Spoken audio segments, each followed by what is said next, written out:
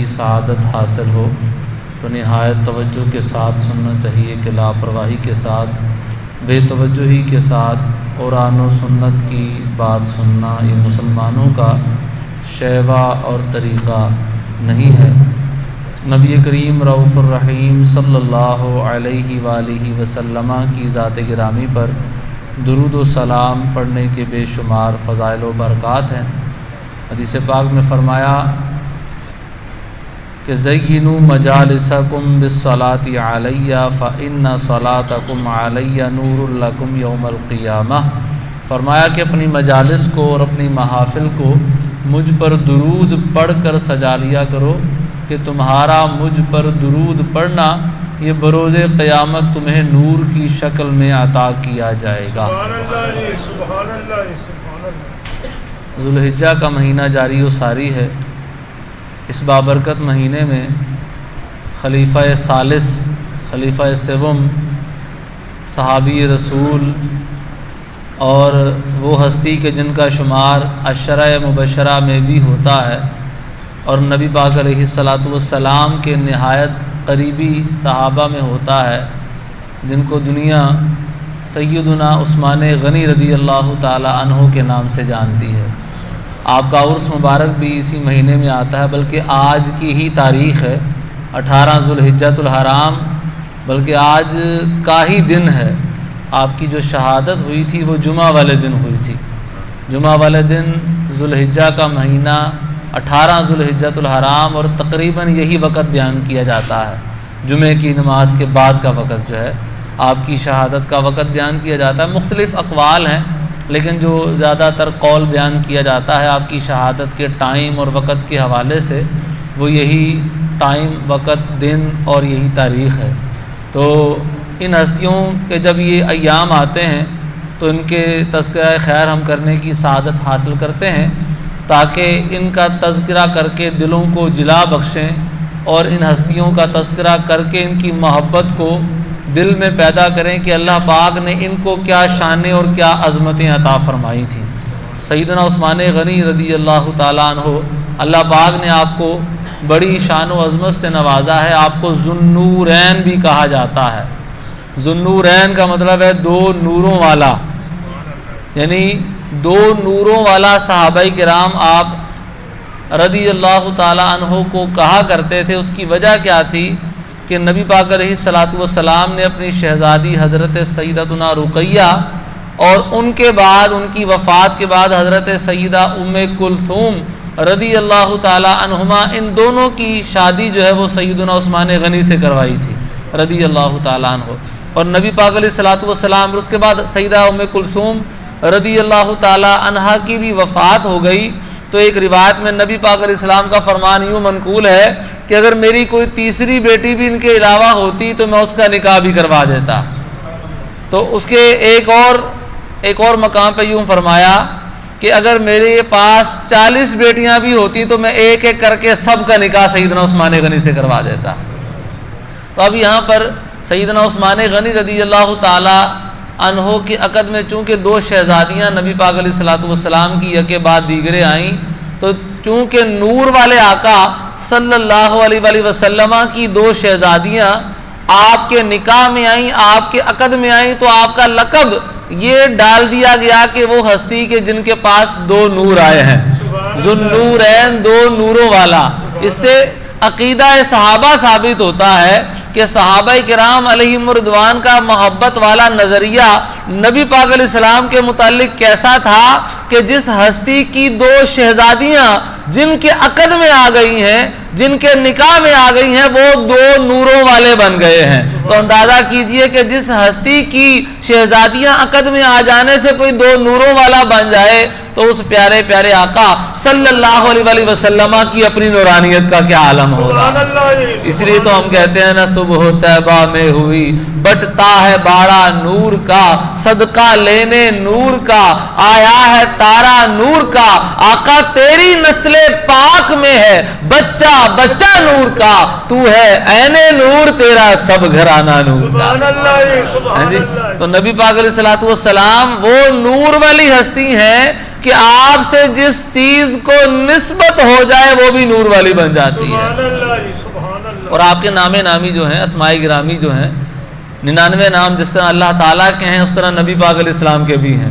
ان ناموں کی بھی فہرست اگر آپ ملاحظہ فرمائیں گے تو ایک چمکتا دمکتا نور والا نام نور بھی نظر آئے گا کہ نبی پاک علیہ السلام کا نام نور بھی ہے. اور یہ بخاری کی روایت ہے، نبی پاک علیہ الصلوۃ والسلام دعا فرمایا کرتے تھے، یا اللہ تو میرے اوپر بھی نور فرما دے، میرے نیچے بھی نور فرما دے، میرے دائیں بھی نور فرما دے، میرے بائیں بھی نور فرما دے، میرے آگے بھی نور کر دے، میرے پیچھے بھی نور کر دے.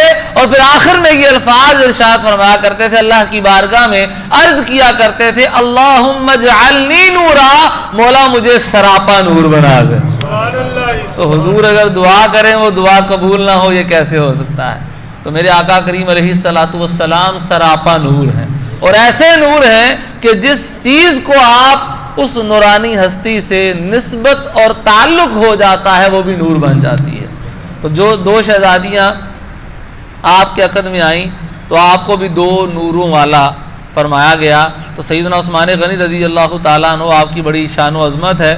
نبی پاک علیہ الصلوۃ والسلام کے جو عشرہ مبشرہ صحابہ ہیں، یعنی وہ 10 صحابہ کرام علیہم الرضوان کہ جن کا نام لے کر نبی پاک علیہ السلام نے ان کو جنت کی بشارت عطا فرمائی ہے.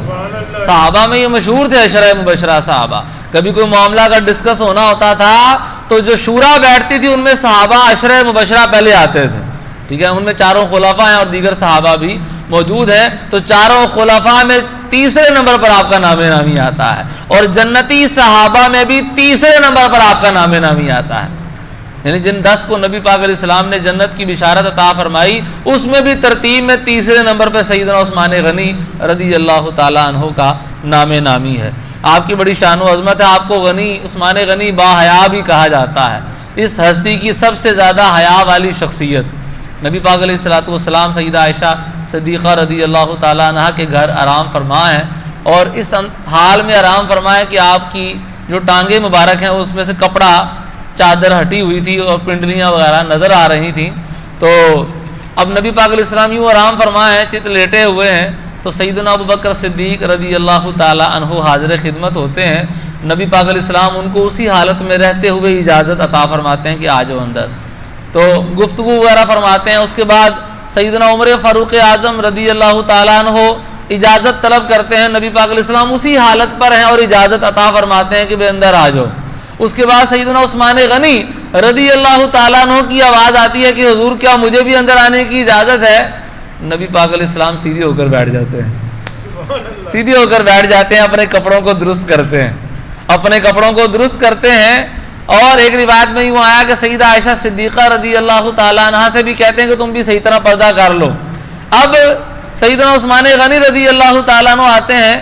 تو جب آپ اپنی گفتگو کر کے واپس تشریف لے گئے، سیدہ عائشہ صدیقہ رضی اللہ تعالیٰ عنہ یہ سارا منظر دیکھ رہی تھی. عرض کی کہ حضور میرے والد گرامی آئے، آپ اسی طرح بیٹھے رہے، کوئی آپ نے اہتمام نہیں فرمایا. عمر آئے، آپ نے کوئی اہتمام نہیں فرمایا، کوئی پرواہ نہیں کی اتنی کوئی خاص. اس کے بعد عثمان آئے تو آپ سیدھے ہو کر بیٹھ گئے اور آپ نے اپنے کپڑے بھی درست کر لیے. تو یہ کیا ماجرا ہے، یہ کیا سلسلہ ہوا کہ آپ نے ان دونوں ہستیوں کی آمد پر تو کوئی ایسا اہتمام نہیں کیا، لیکن عثمان غنی رضی اللہ تعالی عنہ جب آئے تو آپ نے اپنے کپڑے بھی درست فرما لیے اور سیدھے ہو کر بیٹھ گئے.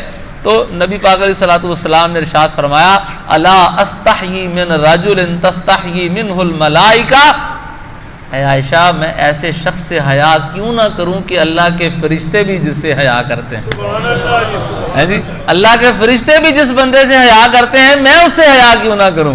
تو ایک روایت میں فرمایا کہ ان عثمان رجل حیی، عثمان بڑا شرمیلا بندہ ہے، بڑا حیا والا بندہ ہے. اور مجھے یہ ڈر تھا کہ اگر میں اسی حالت پر بیٹھا رہتا نا تو شرم کے مارے وہ نگاہیں جھکا کر بیٹھا رہتا اور شرم کے مارے مجھ سے کوئی گفتگو نہ کر پاتا اور جس مقصد کے لیے آیا تھا وہ بات نہ کر پاتا. تو لہٰذا اس لیے میں سیدھا ہو کر بیٹھ گیا تاکہ جو اس کی حاجت ہے وہ گفتگو کرے اور اپنی حاجت پوری کر کے چلا جائے. یعنی آپ کی ہستی وہ ہستی ہے. نبی پاک علیہ السلام نے فرمایا کہ ایمان کی 60 سے زائد یا بعض روایات میں 70 سے زائد کچھ شاخیں ہیں. فرمایا ان میں سے ایک اہم شاخ حیا کرنا ہے، شرم کرنا ہے. اب شرم کرنے کا حقیقی مفہوم کیا ہے کہ بندے کے اندر ایک ایسی صفت پیدا ہو جائے. علماء نے اس کی تشریح یہ کی ہے کہ بندے کے اندر ایک ایسی صفت پیدا ہو جائے, ایک ایسا حیا والا مادہ پیدا ہو جائے کہ جس کی وجہ سے وہ لوگوں سے بھی حیا کرے اور اپنے رب سے بھی حیا کرے, اللہ کی نافرمانی نہ کرے, اللہ کے رسول صلی اللہ علیہ وسلم کی نافرمانی نہ کرے, اور ایسے کام کے جن میں حیا والا پہلو ہے ان سے اپنے آپ کو بچائے. تو یہ حیا اور شرمساری اور شرمیلا ہونا, یہ نبی پاک علیہ الصلوۃ والسلام نے ایک اچھا وصف بیان کیا ہے. اچھا, ایک شرمیلا وہ ہے کہ جس کو گناہ کرتے ہوئے شرم کوئی نہیں آتی, ایسے بھی لوگ ہیں. لوگوں کی زبان پہ ہوتا ہے بڑا شرمیلا ہے, وہ شرمیلا صاحب سارے غلط کام کرتے رہتے ہیں اور شرمیلا ہے. تو ایسے شرمیلے کا کوئی فائدہ نہیں. ایسے حیا والے کا, حیا وہ اعلیٰ وصف ہے کہ جو انسان کو اللہ سے بھی حیا سکھائے, اللہ سے بھی شرم کرنا سکھائے. تو سیدنا نبی پاک علیہ السلام نے ایمان کی مین جو شاخیں ہیں, مین جو اس کی بنیادیں ہیں, ان میں سے حیا کو ایک اعلیٰ وصف قرار دیا. اب ہر کوئی بندہ دعویٰ کر سکتا ہے یار میں بھی بڑی شرم کرتا ہوں, فلانا بھی بڑی شرم کرتا ہے, لیکن جس کے بارے میں خود نبی پاک علیہ الصلوۃ والسلام گواہی دیتے ہیں کہ میری امت میں سب سے زیادہ شرمیلا عثمان ہے, سب سے زیادہ شرم کرنے والا عثمان ہے, حیا کرنے والا عثمان ہے, وہ اللہ اور اللہ کے رسول سے بھی بڑی حیا کرتا ہے. تو آپ اندازہ کیجئے اس ہستی کی شان کا کیا عالم ہوگا. تو شرم ساری ایک اعلیٰ وصف ہے جو کہ ہر مسلمان میں ہونا چاہیے. وہ بے شرم لوگ ہوتے ہیں کہ جو علل اعلان گناہ کرتے ہیں, یعنی ایک بندہ گناہ کرتا ہے نا تو گناہ کر کے وہ چھپاتا ہے, اس کو کسی کو ظاہر نہیں ہونے دیتا. یہ بھی کام غلط ہی ہے, یہ بھی کام برا ہی ہے, اچھا نہیں ہے. لیکن کچھ ایسے بھی بدبخت ہوتے ہیں کہ جن کو بالکل ہی شرم نہیں آتی, وہ اللہ رسول سے بھی حیا نہیں کرتے اور لوگوں سے بھی حیا نہیں کرتے. شرم بھی ایسے لوگ زیادہ برے ہیں. یعنی ایک بندہ گناہ کرتا ہے اس کو فاسق کہا جاتا ہے, لیکن اس کے فاسق اور گناہ گار ہونے کا کسی کو پتہ نہیں ہے. مثال کے طور پہ اگر وہ امامت بھی کروا لیتا ہے تو اس کی امامت ٹھیک ہے کیونکہ کسی کو پتہ نہیں ہے, وہ اس کا معاملہ ہے اور اللہ کا معاملہ ہے. لیکن ایک ہے فاسق مولن, وہ بندہ کہ جو اعلانیہ گناہ کرتا ہے, جس کے گناہوں کا لوگوں پر اظہار ہوتا ہے, وہ شرم ساری بھی نہیں کرتا اور وہ گناہ کرنے سے کوئی دریغ بھی نہیں کرتا, لوگوں کی پرواہ بھی نہیں کرتا, رب کی پرواہ بھی نہیں کرتا. ایسا شخص فاسق مولن کہلاتا ہے. اس کی گواہی بھی قبول نہیں, اس کی امامت بھی درست نہیں, اس کی شریعت میں کوئی ویلیو ہی نہیں ہے. شریعت میں اس کا حکم ایک زیادہ سخت پہلو میں بیان کیا جاتا ہے کہ اس کی شرم کوئی ویلیو نہیں. اگر کسی بات کی وہ گواہی دے گا, اس کی گواہی قابل قبول نہیں ہے. امامت کے مصلے پر اس کو کھڑا نہیں کیا جا سکتا اور اس کو مؤذن کے طور پر نہیں رکھا جا سکتا. مطلب جو دینی ایسے اسٹیٹس ہیں کہ جو اعلیٰ تصور کیے جاتے ہیں, ایسے تمام مناصب سے, ایسے تمام منصب سے اسے دور رکھا جائے گا. تو یعنی ایک ہوتا ہے فاسق جو گناہ کرتا ہے اس کا اور اللہ کا معاملہ ہے, ایک ہے فاسق مولن جو اعلانیہ گناہ کرتا ہے جس میں شرم بھی نہیں ہے, وہ شرم بھی نہیں کرتا. تو اللہ پاک کی بارگاہ میں یہ دعا ہے کہ اللہ ہمیں یہ وصف عطا فرمائے. تو سیدنا عثمان غنی رضی اللہ تعالیٰ عنہ, آپ میں یہ وصف بدرجہ کمال تھا. نبی پاک علیہ الصلوۃ والسلام نے آپ کی ذات میں اس وصف کی گواہی دی. اللہ آپ کا صدقہ ہمیں بھی عطا فرمائے, آمین. اچھا, اور آپ کو غنی بھی کہا جاتا ہے. غنی بھی کیسے غنی تھے, کیسے غنی تھے. حضرت عبد الرحمن بن خباب رضی اللہ تعالیٰ عنہ کہتے ہیں کہ نبی پاک علیہ الصلوۃ والسلام غزوہ تبوک میں کے حوالے سے صحابہ کو ترغیب دلا رہے تھے کہ اے صحابہ اس غزوہ میں شرکت کرو اور اپنا مال خرچ کرو. اچھا, یہ حدیث پاک اس سے یہ پتہ چلتا ہے کہ اللہ کی راہ میں مال خرچ کرنے کی ترغیب دلانا. یہ ترمذی کی روایت, اور بھی بہت ساری حدیث کی کتابوں میں ملے جلے الفاظ کے ساتھ یہ روایتیں موجود ہیں کہ اللہ کی راہ میں مال خرچ کرنے کی ترغیب دلانا یہ سنت مصطفیٰ ہے. تو جو حضرات اپنے مدارس کے لیے, جامعات کے لیے, مساجد کے لیے ممبروں پہ کھڑے ہو کر ترغیب دلاتے ہیں کہ جی اپنا مال مدرسے میں, مسجد میں, اللہ کی راہ میں فلاں ایک مد ہے جو اللہ کی راہ میں ہے وہاں پہ اپنا مال خرچ کریں, تو بعض لوگ مطلب جو چھوٹے دل کے مالک ہیں, جو مطلب کم ظرف لوگ ہیں, میں سمجھتا ہوں مولوی صاحب منگن آ گئے نا جی, مولوی صاحب کون سا اپنے لیے مانگ رہے ہیں یار, یہ سنت مصطفیٰ ہے. اللہ کے لیے مانگنا, اپنے لیے مانگیں گے تو وہ تو مولوی صاحب مانگے یا غیر مولوی مانگے وہ تو سبھی برا ہے.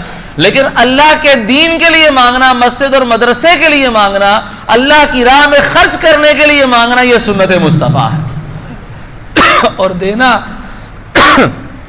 اللہ کی راہ میں خرچ کرنے کے لیے مانگنا یہ سنت مصطفیٰ ہے, اور دینا یہ صحابہ کرام علیہم رضوان کی سنت ہے. اور عثمان غنی کی سنت کیسی ہے؟ فرماتے ہیں کہ میں نے نبی پاک علیہ السلام کو دیکھا کہ وہ غزوہ تبوک کی ترغیب دلا رہے ہیں کہ اس غزوے میں شرکت بھی کرو اور اپنا مال بھی خرچ کرو. اب حضرت عثمان غنی رضی اللہ تعالیٰ عنہ کھڑے ہوتے ہیں عرض کرتے ہیں یا رسول اللہ صلی اللہ علیہ وسلم علی مئۃ بعیر باحلاسها واقطابها فی سبیل اللہ، یا رسول اللہ صلی اللہ علیہ وآلہ وسلم 100 اونٹ اس کے سارا ساز و سامان کے ساتھ جو ایک بندے کے لیے جہاد کرنے کے لیے کافی ہوں وہ میرے ذمے پہ۔ سبحان اللہ، تو کہتے ہیں 100 اونٹ، ٹھیک ہے عرب میں چلتے تھے لیکن آج آپ 100 اونٹوں کا حساب لگائیں ذرا، 100 اونٹ میرے ذمے ہیں۔ نبی پاک علیہ السلام نے پھر ترغیب دلائی اور کوئی اللہ کی راہ میں اپنا مال خرچ کرو اور ہمت کرو۔ فقام عثمان غنی پھر کھڑے ہو گئے، یعنی حضور ترغیب دلا رہے ہیں، صحابہ کو گوارا نہیں تھا کہ حضور خالی واپس اپنی بات کو پھیریں۔ عثمان غنی پھر کھڑے ہو گئے، علی مئۃ بعیر باحلاسها واقطابها فی سبیل اللہ، یا رسول اللہ صلی اللہ تعالی علیہ وسلم 200 اونٹ بما ساز و سامان کے میرے ذمے ہیں۔ اچھا یہ 200 اونٹ 100 کے علاوہ تھے، کتنے ہو گئے؟ 300 اونٹ۔ نبی پاک علیہ السلام نے پھر ترغیب دلائی تو عثمان غنی رضی اللہ تعالی عنہ پھر کھڑے ہو گئے، عرض کی علی 300 بعیر باحلاسها واقطابها فی سبیل اللہ، یا رسول اللہ صلی اللہ تعالی علیہ وسلم 300 اونٹ مزید بما ساز و سامان کے میرے ذمے ہیں۔ 600 اونٹ کہنا آسان ہے، اللہ کے راستے میں خرچ کرنا بڑا مشکل ہے۔ 600 اونٹ بما ساز و سامان کے، اس میں جو ساز و سامان ہوگا، اس کی کاٹھی ہوگی، تلوار ہوگی، جو بھی اس کے لیے چیزیں استعمال ہوتی ہوں گی ایک مجاہد کے لیے، بما ساز و سامان کے میں پیش کرتا ہوں۔ صحابی کہتے ہیں فَأَنَا رَأَيْتُ رَسُولَ اللَّهِ صلی اللہ علیہ وسلم ينزل علی المنبر، میں نے دیکھا کہ حضور ممبر سے ہی نیچے تشریف لے آئے، وَهُوَ يَقُولُ مَا عَلَى عُثْمَانَ مَا عَمِلَ بَعْدَ هَذِهِ مَا عَلَى عُثْمَانَ مَا عَمِلَ بَعْدَ هَذِهِ، حضور بار بار یہ کہتے جاتے تھے عثمان آج کے بعد جو مرضی کر لے اللہ نے اس پر مواخذہ نہیں کرنا، عثمان آج کے بعد جو مرضی کر لے اللہ نے اس پر مواخذہ نہیں کرنا، عثمان آج کے بعد جو مرضی کر لے اللہ اس کی پکڑ نہیں فرمائے گا۔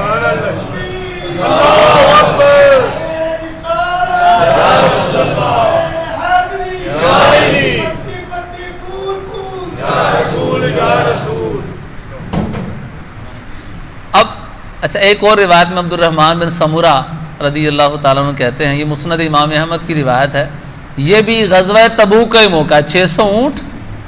600 اونٹ اللہ کی راہ میں بما ساز و سامان کے، تو کہتے ہیں صحابی جاء عثمان الی النبی صلی اللہ علیہ وسلم ب1000 دینار فی کمہ حین جہز جیش العسرہ فنثرها فی حجرہ فرأیت النبی صلی اللہ علیہ وسلم یکتبها فی حجرہ ویقول ما در عثمان ما عمل بعد یوم مرتین، فرمایا کہ ابھی یہ 600 اونٹ دیے، تھوڑی دیر گزری حضرت عثمان غنی رضی اللہ تعالی عنہ 1000 سونے کی اشرفیاں، 1000 سونے کی اشرفیاں اپنی جھولی میں لے کر آئے، 1000 سونے کے سکے اپنی جھولی میں لے کر آئے اور آ کر وہ نبی پاک علیہ السلام کی جھولی میں ڈال دی۔ تو صحابی کہتے ہیں نبی پاک علیہ السلام ان سکوں کو یوں اٹھاتے تھے اور یوں اٹھا کے بار بار کہتے تھے عثمان آج کے بعد تم جو مرضی کرو تم پر کوئی مواخذہ نہیں ہوگا، عثمان آج کے بعد تم جو مرضی کرو تم پر کوئی مواخذہ نہیں ہوگا۔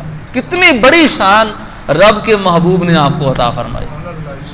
ہمیں تو ایسی کوئی گارنٹی نہیں ہے کہ جو مرضی کرو کوئی مواخذہ نہیں، ایسی کوئی گارنٹی میرے آپ کے لیے نہیں ہے، عثمان غنی کے لیے تھی۔ لیکن روایت میں آتا ہے کہ عثمان غنی رضی اللہ تعالیٰ عنہ جب کسی قبر کے پاس جاتے تھے نا، اتنا روتے تھے اتنا روتے تھے اتنا روتے تھے کہ آپ کی داڑھی مبارک سے آنسو نیچے ٹپکنا شروع ہو جاتے تھے۔ پہلے وہ آنسو داڑھی تر کرتے تھے، داڑھی سے نیچے ٹپکنا شروع ہو جاتے تھے، اتنا آپ گریہ وزاری کرتے تھے۔ کسی نے پوچھا کہ عثمان غنی رضی اللہ تعالیٰ عنہ آپ کی تو یہ شان ہے، آپ کا وہ مقام ہے، آپ قبر کے پاس آ کے اتنا کیوں روتے ہیں، کیا وجہ ہے؟ فرمایا یہ آخرت کی پہلی منزل ہے، یہ آخرت کی پہلی منزل ہے، جو اس میں کامیاب ہو گیا وہ آگے بھی کامیاب ہے، اور جو یہاں پھنس گیا نا وہ آگے بھی پھنسا رہے گا، جو یہاں مشکل میں پڑا آگے بھی اس کے لیے آزمائش ہے۔ تو مجھے قبر سے خوف آتا ہے، میں قبر سے ڈرتا ہوں کہ کہیں میرے لیے آزمائش کا سامنا نہ ہو جائے۔ آپ غور کیجیے عثمان غنی ہیں، عشرہ مبشرہ میں اور غزوہ بدر میں شرکت، اچھا غزوہ بدر میں انہوں نے شرکت نہیں کی تھی، آپ کی جو زوجہ تھی نبی پاک علیہ السلام کی شہزادی سیدہ رقیہ رضی اللہ تعالیٰ عنہ بیمار تھی، تو نبی پاک علیہ السلام نے فرمایا کہ تم ان کے پاس رہو، ان کا خیال کرو۔ نبی پاک علیہ السلام نے باقاعدہ مال غنیمت میں سے آپ کا حصہ رکھا، اور غزوہ بدر میں شرکت کرنے والوں میں آپ کا نام شامل فرمایا، شرکت نہیں کی نام بھی شامل کیا، فرمایا عثمان کو پورا ثواب ملے گا، پورا ثواب بھی ملے گا، اور جو مال غنیمت مسلمانوں کو حاصل ہوا اس میں عثمان کو بھی حصہ ملے گا۔ اتنی شان، اتنی عظمت، لیکن آخرت کے معاملے میں اتنا خوف رکھتے تھے۔ ہم غور کریں کہ ہمارا خوف اور ڈر کتنا ہے، تو نمازیں چھوڑ دیتے ہیں، نماز نہیں پڑھتے، اللہ اور اللہ کے رسول کی اعلانیہ نافرمانیاں کرتے ہیں، اور قبرستان جاتے ہیں، ہنستے ہوئے دفنا کے آ جاتے ہیں جو بھی ہمارا عزیز فوت ہوتا ہے، جنازہ جا رہا ہوتا ہے۔ اچھا پہلے جو لوگ تھے نا، ابھی بھی آپ سنیں گے جب پیچھے کے ذکر کریں نا تو کئی لوگ منع کرتے ہیں جنازے کے پیچھے ذکر نہیں کرنا چاہیے تھا، ٹھیک ہے نا۔ اچھا پہلے لوگ نہیں کرتے تھے، صحابہ سے بھی ایسا منقول نہیں ہے۔ وجہ کیا تھی کہ وہ جنازہ جا رہا ہوتا تھا، وہ خوف، کیفیت، ہر بندہ رو رہا ہوتا تھا کہ یار میں نے بھی دنیا سے جانا ہے، آخرت کی سوچ تھی۔ یہ پھر ایک دور آیا کہ یہ سوچ چلے گئی۔ اب کیا ہوتا ہے، جنازے کے پیچھے لوگ جا رہے ہوتے ہیں، یعنی اس وقت اگر ذکر کریں گے تو لوگ پریشان ہوں گے ذکر سے، کہ وہ ان کے جو ایک فکر ہے اور ایک جو سوچ میں وہ ڈوبے ہیں اس میں فرق آئے گا، وہ ایک گہری سوچ میں ہے، وہ آخرت کی سوچ میں۔ تو لہذا علماء پہلے ذکر سے منع کرتے تھے، ذکر نہیں کرنا جی۔ بعد میں علماء نے دیکھا کہ بھئی یہ تو لوگ پیچھے گپے لگا رہے ہوتے ہیں، ہنس رہے ہوتے ہیں، آگے جنازہ جا رہا ہے پیچھے لوگ ہنس رہے ہیں، تو اس سے بہتر کیا ہے کہ اللہ کا ذکر کر لیا جائے، کہ چلو کم از کم لوگ اللہ کا ذکر تو کر لیں گے نا۔ تو یہ حالت ہے، جنازے جا رہے ہیں، لوگ ہنس رہے ہوتے ہیں اور آنکھوں سے آنسو جاری نہیں ہوتے کہ میں نے بھی ایک دن یہاں پر آنا ہے۔ سیدنا عثمان غنی رضی اللہ تعالیٰ عنہ آپ قبر کے پاس کھڑے ہو کے رویا کرتے تھے، اور آپ کی شان یہ ہے کہ شانیں تو بہت ساری ہیں۔ سیدنا عثمان غنی رضی اللہ تعالیٰ عنہ جب نبی پاک علیہ السلام حدیبیہ کے مقام پر تھے، صلح حدیبیہ جہاں پر ہوئی، بیعت رضوان کا بھی تذکرہ قرآن میں ہے، وہاں نبی پاک علیہ السلام نے صحابہ سے بیعت لی۔ سیدنا عثمان غنی رضی اللہ تعالیٰ عنہ کو مکہ پاک بھیجا ہوا تھا کہ جاؤ کفار کا مشاہدہ کر کے آؤ، وہاں سارے معاملات دیکھ کے آؤ۔ تو سیدنا عثمان غنی رضی اللہ تعالیٰ عنہ مکہ پاک کی جانب تھے، تو یہاں نبی پاک علیہ السلام نے بیعت لی۔ اب اس بیعت میں سیدنا عثمان غنی موجود نہیں ہیں، تو صحابی کہتے ہیں حضرت انس رضی اللہ تعالیٰ عنہ کہ نبی پاک علیہ السلام نے جب بیعت رضوان کا حکم دیا نا، تو کان عثمان رضی اللہ تعالیٰ عنہ رسول اللہ صلی اللہ علیہ وسلم الی مکہ تھا، تو سیدنا عثمان غنی رضی اللہ تعالیٰ عنہ حضور کے پیغام رساں بن کے مکہ پاک کی طرف گئے ہوئے تھے۔ فبایع الناس، نبی پاک علیہ السلام نے لوگوں سے یعنی صحابہ سے بیعت لی، تو نبی پاک علیہ السلام نے فرمایا ان عثمان فی حاجت اللہ و حاجت رسولی، عثمان اللہ اور اللہ کے رسول کا کام کرنے گیا ہوا ہے۔ اللہ کا کام تو نہیں تھا ویسے نا، بظاہر تو رسول پاک علیہ السلام کا کام تھا یا صحابہ کرام علیہم رضوان کا کوئی میٹر تھا، اس کو ڈسکس کرنے گئے ہوئے تھے، لیکن وہ کسی نے کہا نا کہ بخدا وہ خدا نہیں مگر وہ خدا سے جدا نہیں، ہاں جی وہ ہے کیا مگر وہ ہے کیا نہیں، یہ محب حبیب کی بات ہے۔ حضور اللہ تو نہیں ہے لیکن رب نے اپنے سے جدا بھی نہیں رکھا، جہاں فرمایا کہ میری اطاعت کرو، فرمایا میرے محبوب کی بھی اطاعت کرو۔ وما رمیت اذ رمیت ولکن اللہ رما، کنکریاں حضور نے کفار کی طرف پھینکی ہیں، قرآن میں رب کہتا ہے اے محبوب وہ کنکریاں آپ نے نہیں پھینکی بلکہ وہ اللہ نے پھینکی، ہاں جی، بلکہ فرمایا من یطیع الرسول فقد اطاع اللہ، جس نے رسول کی اطاعت کی اس نے اللہ کی اطاعت کی۔ یہ بھی بات سمجھ آتی ہے، اور آگے اسی روایت میں نبی پاک علیہ السلام کی اسی شان و عظمت کا مزید اظہار ہے، فرمایا عثمان اللہ اور اللہ کے رسول کے کام کرنے گیا ہے، تو نبی پاک علیہ السلام کا ایک ہاتھ سب سے نیچے تھا، اوپر صحابہ کرام کے ہاتھ ہیں، سب سے اوپر نبی پاک علیہ السلام نے اپنا ہاتھ رکھا، فرمایا یہ عثمان کا ہاتھ ہے، یہ عثمان کا ہاتھ ہے۔ تو حضرت انس کہتے ہیں کہ ہمارے تو اپنے اپنے ہاتھ تھے، سب سے بہتر ہاتھ عثمان کا تھا، جو تھا ہی نہیں، لیکن نبی پاک علیہ السلام نے اپنا ہاتھ سب صحابہ کے ہاتھ کے اوپر رکھ کے فرمایا کہ یہ عثمان کا ہاتھ ہے، اور وہ جو محبوب کا ہاتھ تھا، قرآن میں اس ہاتھ کی شان بیان کرتے ہوئے رب تعالیٰ فرماتا ہے وہ محبوب کا ہاتھ نہیں تھا، ید اللہ فوق ایدیہم، ان سب کے اوپر اللہ کا ہاتھ تھا۔ ان سب کے اوپر اللہ کا ہاتھ ہے. یعنی قربان جائیں عثمان غنی کو شان کیسی نصیب ہوئی کہ ان کا ہاتھ تھا ہی نہیں, لیکن محبوب علیہ السلام نے فرمایا یہ میرا ہاتھ عثمان کا ہاتھ ہے. اور محبوب کے ہاتھ کی شان کیا ہے کہ اللہ نے فرمایا وہ محبوب کا ہاتھ نہیں, وہ اللہ کا ہاتھ. تو یہ شان تھی سیدنا عثمان غنی رضی اللہ تعالیٰ عنہ کی. اللہ پاک آپ کی محبت ہمیں نصیب فرمائے اور ہمیں بھی باحیا بنائے, نیک اعمال